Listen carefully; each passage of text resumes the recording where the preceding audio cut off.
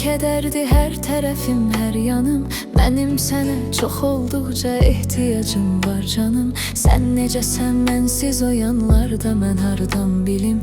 Ey mənim olub mənə qismət olmayan sevgilim. Xatirəmdə nələr yoxdu o sən gedən gündən. Bircə anda getməmisən gözlərimin önündən.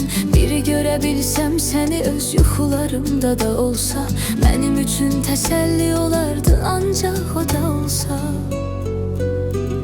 Sən dərdimə dərmansan, sən könlümə sultansan, sən sevdiğim insansan, sen sevgilim.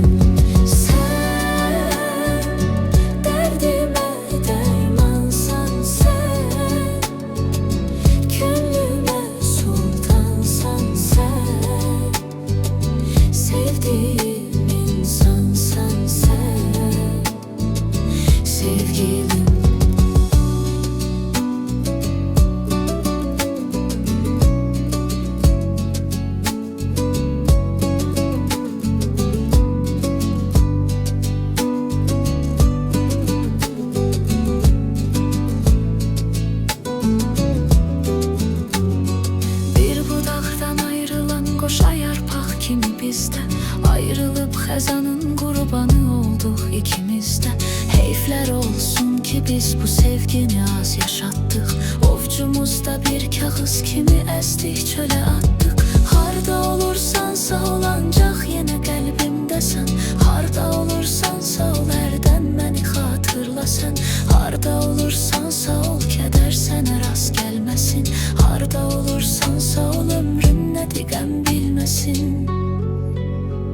Sen derdime dermansan, sen könlüme sultansan, sen sevdiğim insansan, sen sevgilim.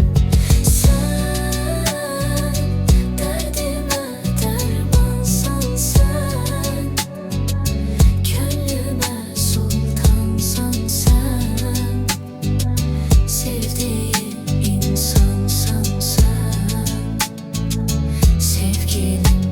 Sen derdime dermansan, sen gönlüme sultansan, sen